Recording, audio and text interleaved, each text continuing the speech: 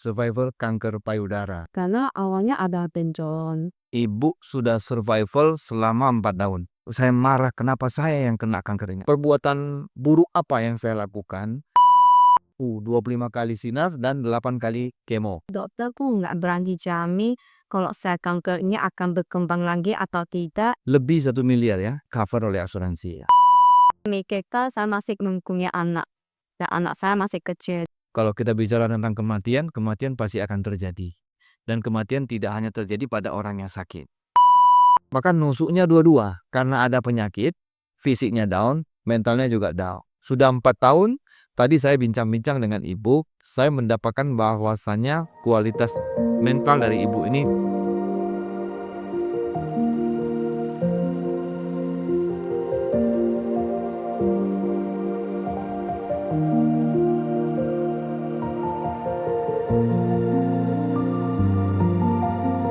Halo sahabat, yuk berpetualang di ruang batin.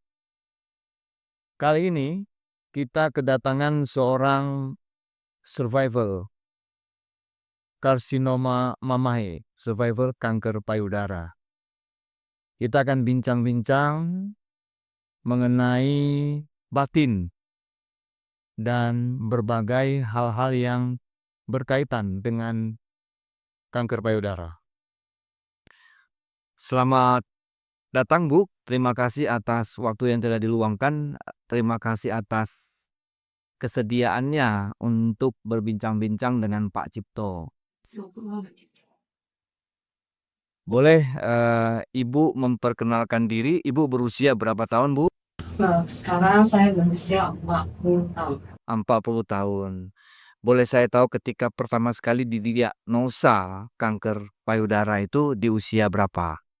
Tahun 2001 ya, sekitar usia 36 gitu. Ya, berarti di tahun 2001 usia pada saat itu sekitar 36 tahun.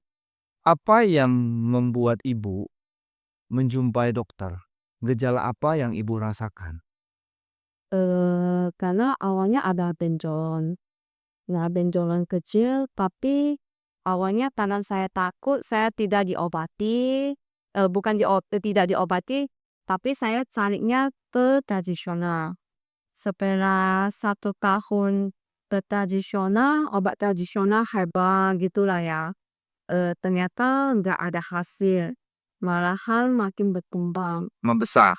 membesar. Membesar ya. Dari awalnya cuma berapa mili aja. Jadi tiba-tiba berkembang menjadi sekitar 2 atau hampir 3 senti gitu.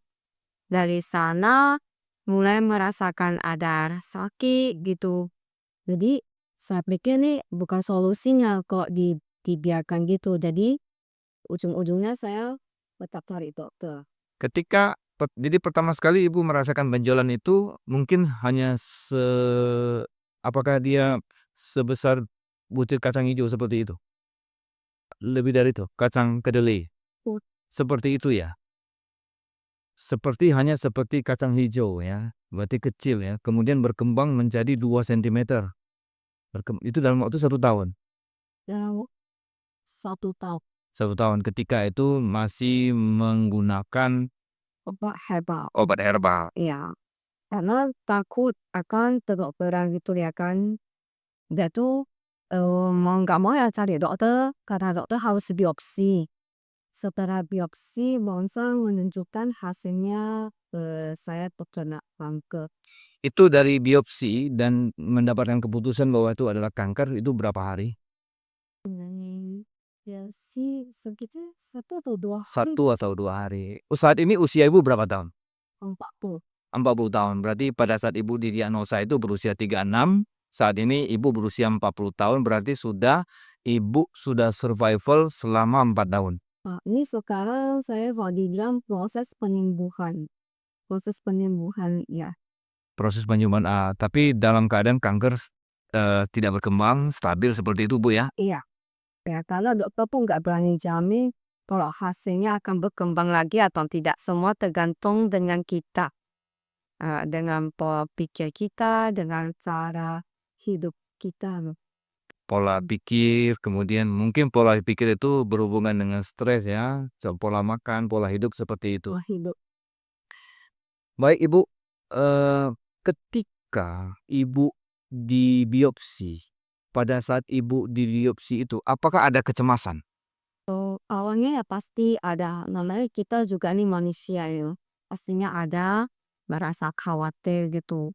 Tapi ya dengan, berjalannya arus, ya mau nggak mau ini semua harus kita lalui. Saya berpikir begitu. Ketika dibiopsi dari sana sudah mulai cemas, takut akan, oh jangan-jangan nanti ini kanker, seperti itu ya. Ketika hasil biopsi menetapkan bahwasanya ini adalah kanker, di sana juga muncul kecemasan ya Bu ya. Ya lebih kurang ada, pasti ada rasa cemas itu.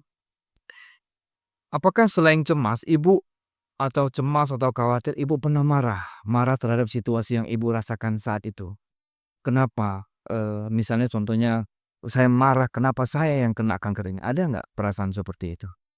Awalnya pasti berpikir begitu, kenapa ya kok bisa kena saya, apa yang telah saya lakukan atau apa yang telah saya perbuat, kenapa ini semua menimpa saya, ada pasti ada.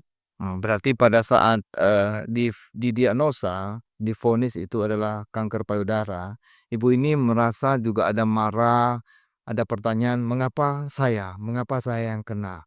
Perbuatan buruk apa yang saya lakukan, sehingga saya bisa mengidap penyakit mematikan ini?" Seperti itu, Bu, ya. Kemudian, rasa marah, rasa kecewa itu perlahan kan menghilang, Bu, ya, tidak ada lagi itu. Perasaan marah atau kecewa tadi, dia perlahan-lahan menghilang dan Ibu bisa menerima bahwasanya penyakit itu sekarang ada pada tubuh Ibu. Ibu bisa menerimanya, akhirnya bisa menerima bahwa penyakit itu ya. Ya pada akhirnya bisa saya ke rumah, karena, mungkin gimana bilang, Apapun itu sudah terjadi, sehingga mau tidak mau harus diterima. Kita nggak bisa menolaknya seperti itu ya. ya, Kemudian Bu, ketika Ibu didiagnosa itu adalah kanker, kan dokter memberikan opsi pengobatan. Opsi pengobatan adalah, eee, pada saat itu operasi. ya harus harus, jalani, kemo, operasi, sinal, dan makan obat. Wah, berarti ada operasi, kemo, sinar, dan makan obat ya. Nah, pada saat pengobatan itu berapa lama, Bu? Mmm, udah lama sih. Maksud saya periode pengobatan itu berapa bulan? Kalau kemo setiap setiap bulan sekali. Setiap bulan sekali. Kalau obat yang di oral, yang dimakan, yang diminum, Obat itu setelah siap kemo, setelah siap sinar, balasan makan obat, berapa kali kemo, Ibu? 8 kali. 8 kali. Sinar berapa kali, Bu? Sinar 25 kali. 25 kali sinar dan 8 kali kemo. Kemudian dokter sekarang sudah, bisa menyimpulkan bahwasannya kanker Ibu sudah tidak berkembang, Ibu sudah bertahan sampai dengan saat ini sudah 4 tahun. Dokter nggak bilang, saya kanker nggak berkembang, cuma dokter pun nggak berani jamin kalau saya kanker ini akan berkembang lagi atau tidak, ini semua tergantung kondisi kita dan cara pola pikir kita sendiri. Kalau mau sehat, ya harus ikuti anjuran dokter ini.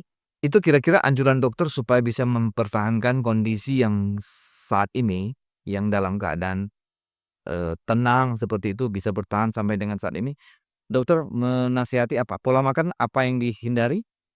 Ada yang dihindari, makanan yang dihindari? Ada, cuma dokter bilang, bisa menghindarkan ya rokok, alkohol, makanan pengawet, yaitu, berwarna. Rokok, alkohol, makanan atau minuman yang berpengawet, dan Makanan yang berwarna, kadang kan makanan kan ada warna. ada zat pewarnanya, itu dipesankan dokter. Apakah Ibu ketika menjalani pengobatannya di Medan, Bu? Iya, saya semuanya dari awal sampai sekarang saya jalannya di Medan aja, Di Medan. di rumah sakit ini pergi. Di Medan di rumah sakit itu. Boleh saya tahu dokternya? Ya, Dokter Juli Janamsi. Dokter Juli Jamnasi. Berarti ibu ini adalah pasien dari Dokter Juli Jamnasi. Kemudian mengenai biaya, Bu. Biaya pengobatan. Kalau biaya pengobatan semuanya tuh saya dikekel oleh asuransi. Jadi mungkin karena mimpi saya punya asuransi, jadi kekhawatiran itu jadi agak menurun gitu. Ya itu salah satu penolong juga sih baksa. Kebetulan ibu ini memiliki asuransi dan inilah manfaatnya asuransi. Sehingga ketika terkena penyakit kritis ini,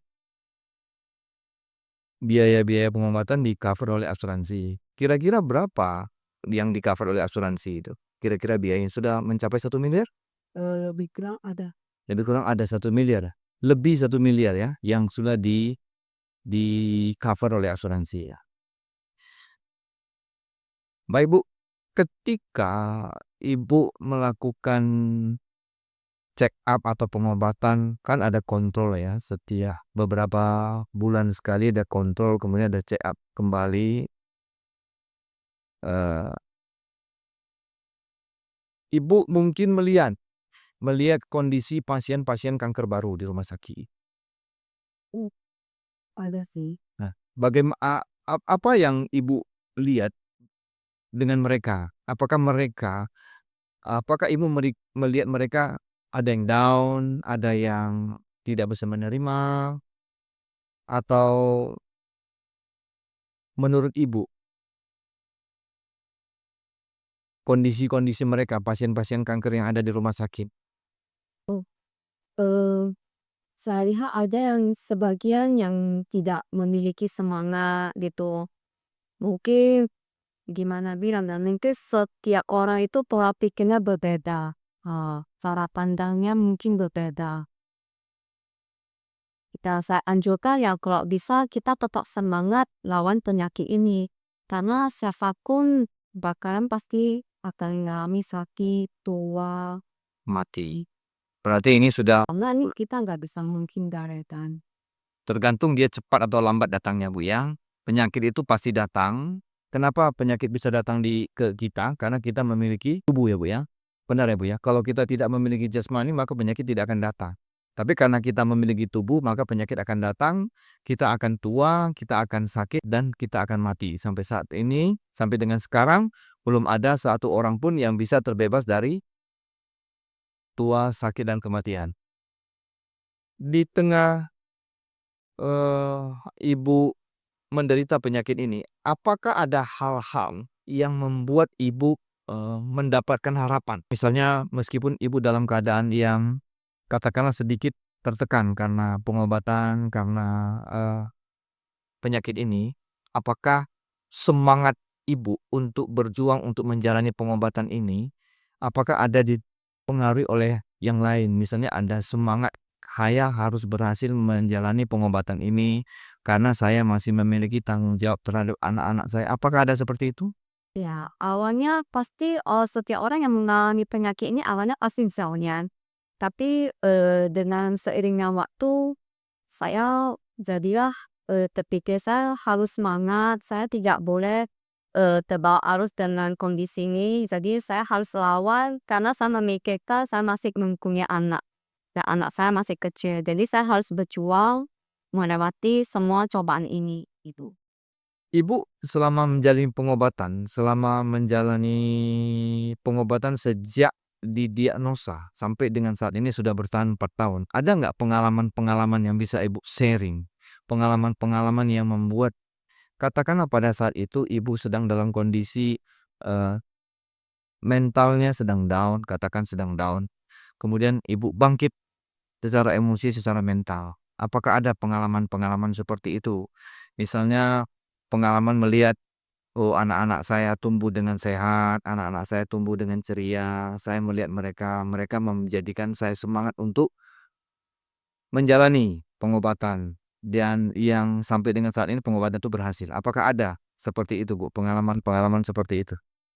Namanya bisa juga ya, karena mungkin anak-anak saya masih kecil, jadi mereka belum ngerti ya, mungkin ya kan. Jadi saya lihat mereka tuh kayak tidak merasa khawatir kalau, mamanya ini sakit. Jadi mau nggak mau saya harus berjuang.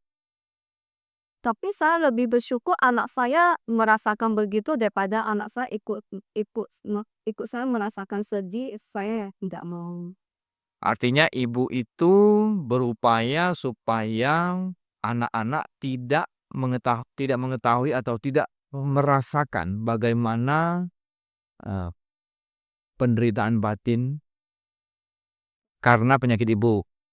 Kalau dibilang anak-anak tidak tahu, mereka tahu. Mereka tahu. Tapi mereka ya, saya pun bersyukur juga ya dengan anak-anak saya. Mungkin mereka gimana, kalau dibilang tuh semacam memberi semangat. Seolah-olah mereka nggak tahu bahwa orang tuanya ada penyakit ini. Jadi mau nggak mau saya pun harus tetap semangat gitu. Karena mereka anak-anak itu tidak menganggap ibunya sakit, maka ibu juga merasa bahwasanya saya juga biasa saja dengan anak-anak. Jadi seperti biasa, seperti tidak memiliki penyakit. Itulah yang ibu praktekkan setiap hari dengan anak-anak. Sehingga, anak tidak merasa terbebani, tidak merasa, takut, terbebani, cemas dengan kondisi ibunya. Seperti yang ibu lakukan terhadap anak-anak ibu, sehingga mereka tetap menganggap ibunya sehat-sehat saja, tidak ada masalah, seperti itu, Bu, ya. Ketika ibu menderita penyakit ini, katakan penyakit kanker payudara ini adalah penyakit yang paling banyak menyerang kaum wanita. Paling banyak menyerang, ya, kaum wanita, dan di usia ibu yang masih belia, ya, masih muda, 36 tahun sudah terkena penyakit ini. Apakah ibu boleh ceritakan makanan yang dokter katakan tadi, yang 4 jenis itu, makanan apalagi yang ibu hindari? Sebenarnya kalau mau dibilang saya terkena penyakit ini enggak, mau dibilang enggak. Karena saya lihat sendiri di rumah sakit, usia paling muda di rumah sakit maksudnya kena penyakit Kanker payudara, Mbak. bukan kanker payudara, dia kena kelenjar getah bening. Kanker kelenjar getah bening. Nah, dia masih muda loh, barusan, selesai sekolah, maksudnya barusan tamat SMA. Ada juga pasien seperti. Tapi kalau kanker kelenjar getah bening, kanker mata, retinoblastoma, kemudian kanker tumor Willis, tumor ginjal, kanker darah, leukemia, itu banyak menyerang, kanker otot, ya, kanker saraf, kanker tulang, osteosarkoma, banyak menyerang anak-anak, ya. Kanker itu tidak memandang usia. Iya. Dan saya pernah baca literatur kanker payudara terjadi pada wanita paling muda usia 19 tahun. Kanker payudara. Dan benjolan di payudara kan tidak semua kanker. Hanya Tapi saran saya, kalau misal kok memang awalnya kita udah ngerasakan ada benjolan, bagusnya secepatnya cari dokter. Karena kalau kita penali di awal, nggak akan separah yang saya alami. Sekarang stadium saya kan sekarang multi. Kalau mungkin, kalau tidak menjalani pengobatan dengan tradisional itu selama 1 tahun itu, mungkin stage-nya masih lebih kecil dari 2B, ya. ya nggak usah makan obat lagi. Kon gimana kok sampai sekarang kan saya mesti tetap rutin makan obatnya. Masih makan obatnya. Apa kemarin waktu kemo ada keluhan-keluhan fisik, misalnya rambut rontok? Tetap. Tetap, ya. Sampai botak? Sampai botak?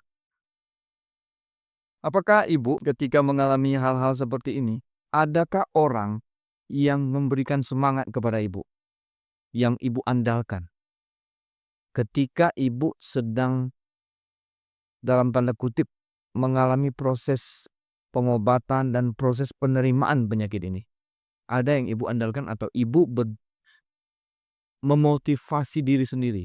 Apakah ada orang lain yang memotivasi ibu, yang menghibur ibu, memberikan semangat kepada ibu?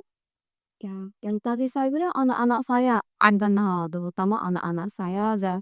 Untungnya mungkin karena saya sering mendoakan dana di YouTube, itu juga salah satu motivasi untuk saya untuk, cara biar secara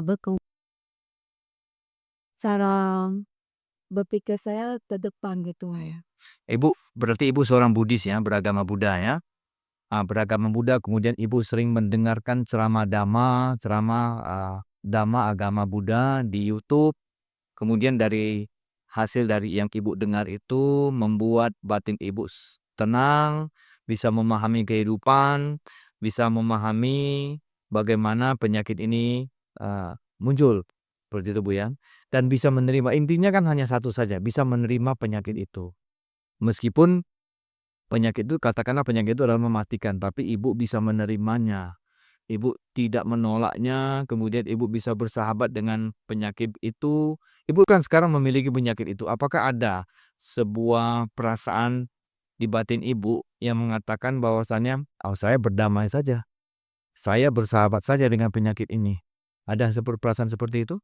Beda. Ya sampai sekarang ya memang harus begitu. Kalau enggak ya nanti drop lagi dong, ya Ah, kan? Berarti menerima penyakit tersebut, apa adanya diterima, kemudian bersahabat dengan penyakit tersebut. Ibu takut mati? Eh, Kalau mau dibilang ya pasti ada lah ya. Ada ketakutan mati. Ya, pasti tak merasakan takut. Bagaimana ibu mengatasi ketakutan akan kematian? Karena sekarang kan saya mulai pelan-pelan belajar untuk memahami ajaran Dhamma. Ya dengan sering mendengarkan sharing-sharing Dhamma di YouTube itu ya mungkin pelan-pelan pola pikir kita akan berubah ya kan. Kita bisa menerima bahwasanya kematian adalah sebuah hal yang wajar. Benar Bu ya? Apapun yang terjadi, kematian itu, kalau kita bicara tentang kematian, kematian pasti akan terjadi. Dan kematian tidak hanya terjadi pada orang yang sakit. Betul ya Bu ya? Jadi syarat untuk mati tidak harus sakit. Syarat untuk mati tidak harus tua. Ada orang yang kecelakaan meninggal. Meninggal karena kecelakaan, meninggal tiba-tiba. Ya demikianlah. Karena kita hidup, maka akan ada kematian. Kemudian Bu, kira-kira kalau ibu ketemu dengan pasien kanker yang baru, yang katakanlah mereka saat ini sedang down, apa yang bisa ibu sampaikan kepada mereka? Bagaimana cara ibu memberikan sedikit nasihat untuk memotivasi mereka supaya mereka tetap bertahan? Ibu pernah bertemu dengan pasien-pasien kanker yang barusan didiagnosa, yang baru didiagnosa? Pernah di rumah sakit ya? Ya. Ibu pernah bincang-bincang dengan mereka ketika mereka kelihatan down, ketika mereka kelihatan tidak bersemangat, ketika kelihatan cemas, takut, khawatir? Ibu pernah bincang-bincang dengan mereka? Pernah. Apa yang ibu sampaikan kepada mereka?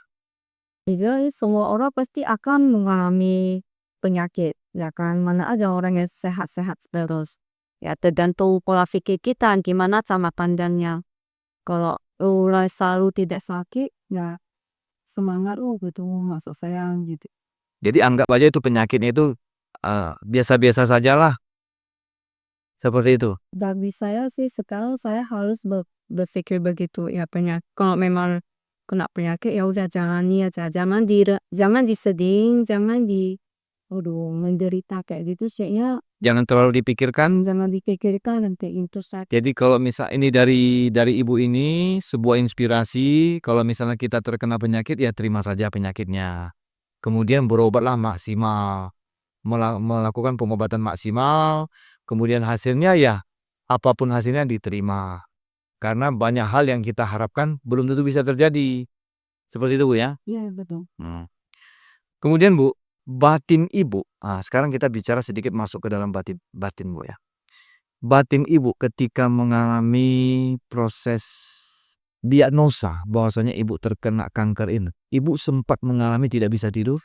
Nggak sampai separah itu sih. Nggak pernah ya, nggak sampai seperti itu ya. Ibu tidak mengalami bahwasanya, saya tidak bisa tidur memikirkan penyakit saya sehingga tubuh menjadi lemas, tubuh terasa panas dingin, keringat dingin, nggak seperti itu Bu ya. Oh, jujur kalau dibilang waktu pertama saya kena penyakit ini, saya mulai cari, maksudnya search di Google ya kan, alternatif apa yang bagus, ya memang ujung-ujungnya semua ke dokter. Jadi kok ada Mungkin karena baik saya nanti berdua pas ketemu teman katanya coba dengan sharing di YouTube tentang Bante Pamo. Dari sana saya mendengarkan Dhamma, dari sana saya berpikir ke depan gitu. Sejak mendengarkan Dhamma, saya Batinnya menjadi sedikit tenang. berpikir tenang dan ya mungkin ini semua harus yang kita jalani. Mungkin bagi ibu setelah mendengarkan ajaran sesuai dengan agama ibu, bisa menerima penyakit ini, batinnya tenang, bisa menerima apa adanya dan menganggap bahwasanya ini adalah bagian yang harus saya jalani. Bagian perjalanan hidup yang harus saya lalui. Dan tidak ada penolakan. Tidak ada penolakan, tidak ada kekecewaan yang mendalam. Seperti itu, Bu ya. Biasa-biasa saja ya, Bu ya. Ya sampai sekarang Ya, masih biasa-biasa saja. Ketika kita membicarakan, ketika saya ingin mengulik hal-hal dulu ketika ibu pertama sekali didiagnosa kanker, apakah ibu merasa sendirian di lingkungan ibu? Pernahkah ibu merasa bahwasanya saya sendirian? Pernahkah ibu tengah malam bangun, ketika bangun merasa frustasi atau merasa tidak berdaya? tidak. Tidak ada seperti itu, Bu ya. Tidak. Saya tidak merasakan kondisi. Tapi saat ini banyak pasien-pasien yang sedang mengalami hal itu. Ketika dia bangun tengah malam, dia gak bisa tidur. Dia terus memikirkan penyakitnya. Dia takut akan apapun yang terjadi pada penyakitnya. Dia takut jangan-jangan. Dia takut kalau dia tidak bisa disembuhkan. Dia takut kalau dia mati gimana. Kalau ada anak-anaknya gimana. Suaminya gimana. Kalau yang laki-laki istri dan anaknya gimana. Itu banyak yang menjadi beban pikiran pada pasien kanker. Karena kanker ini adalah penyakit yang secara medis ini sulit disembuhkan. Karena dia termasuk penyakit mematikan. Di samping merupakan penyakit mematikan secara medis, penyakit kanker ini adalah juga penyakit yang membebani finansial. Yang bukan hanya finansial juga mengganggu daripada hubungan atau kualitas emosional dari pasien kanker sendiri, juga keluarga-keluarga dari pasien kanker tersebut. Banyak pasien kanker yang down, banyak yang merasa terpukul, tidak bisa menerima penyakit ini, tidak bisa menerima kondisi ini, sehingga dengan mereka tidak bisa menerima, maka mental mereka semakin down, semakin down, semakin down. Dan saya sering juga mendengarkan pernyataan yang disampaikan oleh teman-teman, mungkin juga ada dokter yang menyampaikan bahwasanya terkadang yang menyebabkan penyakit itu semakin mengganggu atau semakin menurunkan kualitas tubuh itu karena disebabkan oleh mental. Karena mental dari pasien kanker itu down. Ketika mentalnya down, maka fisiknya down. Padahal pada saat itu, ketika menderita penyakit kanker, mental tidak boleh down. Seperti itu ya. Mental tidak boleh down. Kita harus kuat, harus semangat. Jangan sampai fisik kita yang down ditambah lagi dengan mental yang down. Fisik boleh down, fisik boleh terkena penyakit, tapi kita harus mengupayakan mental tidak terganggu. Bisa menerima apa adanya, kemudian bisa menjalani pengobatan sesuai dengan anjuran dokter. Memang ada satu istilah, ada satu katakanlah perumpamaan bahwasanya kita kan punya fisik dan punya mental. Ketika tubuh ini, fisik ini menderita penyakit, itu adalah ibarat seperti pisau yang menusuk kita. Pisau itu menusuk kita. Terkadang penyakit itu hanya muncul di jasmani. Tusuknya sebenarnya hanya jasmani. Tetapi karena mental kita juga down, maka nusuknya dua-dua. Karena ada penyakit, fisiknya down, mentalnya juga down. Alangkah bijaksananya bagi seorang yang menderita secara fisik, mengalami penyakit fisik, maka mentalnya jangan sampai down. Yang boleh terganggu adalah fisiknya, tapi mentalnya tidak terganggu. Seperti yang dialami oleh ibu kita hari ini. Sudah 4 tahun, tadi saya bincang-bincang dengan ibu, saya mendapatkan bahwasannya kualitas mental dari ibu ini tidak down. Berani menerima, berani menghadapinya. Tidak ada ketakutan, tidak ada kekecewaan, meskipun awalnya ada sedikit aja. Tapi tetap semangat ya Bu, ibu menjalani pengobatan semua, tetap mengikuti nasihat dokter. Boleh diceritakan Bu, ada nggak selain tadi 4 makanan itu mengandung pengawet, alkohol, kemudian rokok, pewarna. Selain ini 4 ini, ada lagi yang Ibu hindari? Yang kalau bisa saya dengar sih katanya daging merah. Tapi saya tanya dokter, dokter bilang semua boleh makan tapi jangan terlewat batas. Gitu aja sih. Oh, semua boleh makan, tapi jangan Terlewat batas gitu. jangan terlalu Nah, banyak ya. satu juga anjuran dokter ya jangan terlalu stres katanya gitu. Jangan stres. Ya, karena katanya stres pun bisa jadi pemicuan. Kalau ini kata dokter ya. Kalau jangan stres. Kalau stres akan lagi memicu, akan membuat kankernya itu memicu kankernya berkembang. Jangan stres ya. Kemudian ada kelelahan gimana? Letih, capek? Dokter dalam pesankan supaya jangan terlalu capek seperti itu beraktivitas. Enggak juga sih, cuma dianjurkan ya olahraga sih. Olahraga dan istirahat ya. Baik Bu, Ibu ada mau Ibu sampaikan biaya bagaimana kita mempersiapkan biaya untuk mengelola kesehatan kita seandainya kita terkena penyakit? Mungkin karena saya ada asuransi, jadi saya nggak memikirkan masalah biaya itu. Sampai sekarang masih di-cover asuransi ya? Mas. Bapak Ibu, dari Ibu ini kita bisa mendapatkan satu manfaat, satu pengetahuan bahwasanya Ibu ini karena Ibu ini memiliki asuransi, maka sampai saat ini penyakit Ibu ini masih di-cover oleh asuransi. Oleh sebab itu, opsi memiliki asuransi kesehatan adalah opsi yang tepat. Ya Bu ya, seperti itu Bu ya. Dari begitu banyak yang Ibu sampaikan tadi, pandangan Ibu ke depan terhadap melangkah ke depan, hidup ke depan seperti apa? Apakah Ibu, mungkin boleh saya tanyakan sekali lagi, apakah Ibu masih memiliki kekhawatiran yang besar terhadap perjalanan panjang Ibu, hidup Ibu? Apakah Ibu masih memiliki kekhawatiran yang banyak? Kekhawatiran terhadap anak, kekhawatiran terhadap keluarga, apakah masih memiliki kekhawatiran seperti itu dibanding saat ini, dibanding dengan 4 tahun sebelumnya? Kalau dibandingkan dengan pakarnya sih sekarang nggak terlalu pikir Sudah bisa melepas. ya pelan-pelan udah bisa melepas. Kalau bisa melepas semuanya tuh udah ajaib kali ya karena pelan-pelan. Pelan-pelan sudah bisa melepaskan apa yang selama ini menjadi keterikatan ya Bu ya, kira-kira seperti itu Bu ya. Pelan-pelan dilepas, kualitas ngikatnya itu enggak seperti ngikat yang dulu. Ya. Baik Bu, saya mendapatkan banyak informasi dari Ibu. Yang pertama, kita ketahui bahwa Ibu ketika didiagnosa, Ibu tidak terlalu down. Tidak dalam keadaan yang sangat kecewa, sangat frustasi, tidak seperti itu. Juga tidak mengalami bangun tengah malam, memikirkan penyakitnya, memikirkan hal-hal lain, tidak mengalami seperti itu. Yang dilakukan Ibu ini adalah begitu divonis, taunya hanya menjalani pengobatan dan ikuti anjuran dokter. Sampai dengan saat ini, Ibu ini bertahan sudah 4 tahun.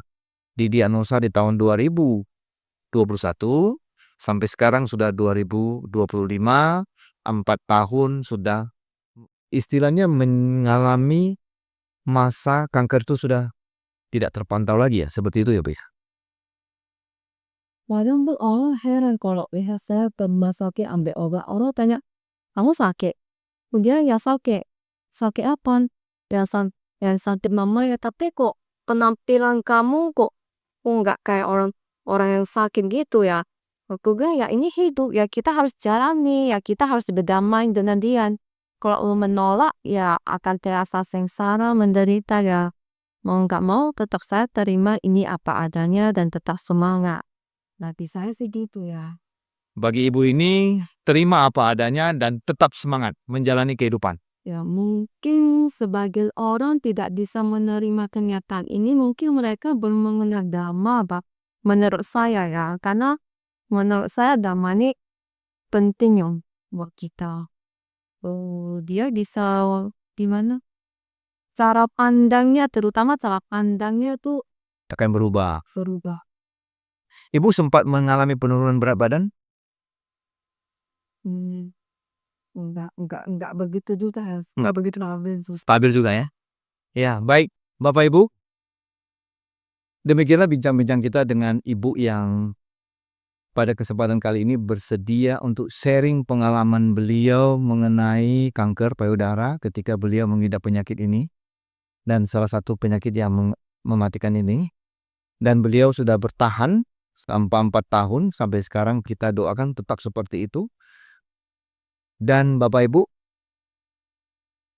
kita sampaikan terima kasih kepada Ibu yang bersedia untuk memberikan sharing ini. Dan pada kesempatan ini, saya akan menyampaikan bahwasanya di tubuh kita memiliki tubuh dan mental. Tubuh kita, itu fisik kita itu, dia adalah materi. Karena dia materi, dia mengalami perubahan. Perubahan itu bisa dikenal dengan sebutan penyakit. Penyakit itu sebenarnya adalah perubahan dari tubuh kita. Dan siapapun yang memiliki fisik, ketika dia mengalami usia lebih tua, maka dia berpeluang untuk mengalami penyakit. Penyakit apapun itu. Baik penyakit yang kronis atau penyakit yang akut.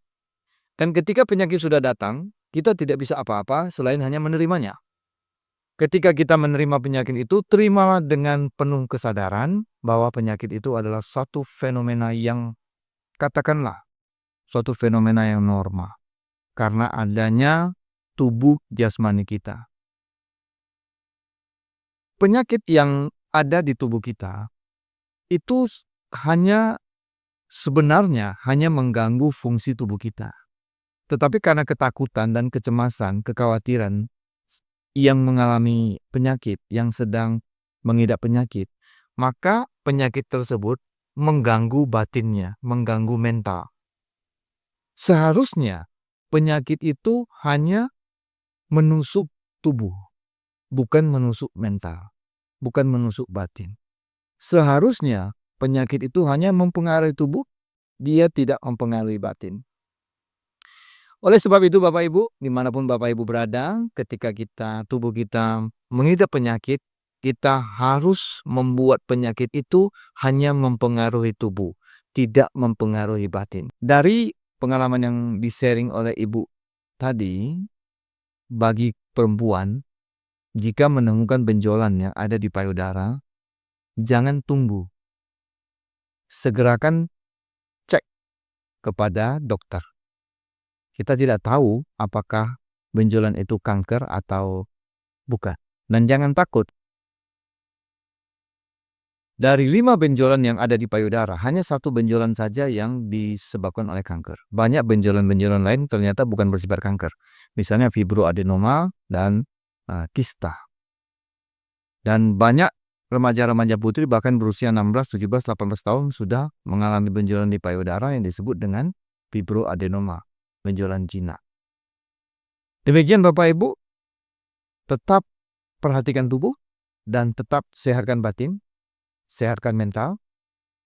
Tubuh sehat, batin yang sehat, dengan inilah kita menjalani kehidupan. Demikianlah, kita tetap berpetualang di ruang batin, semoga dengan batin yang sehat, tubuh kita juga sehat. Terima kasih, sampai jumpa.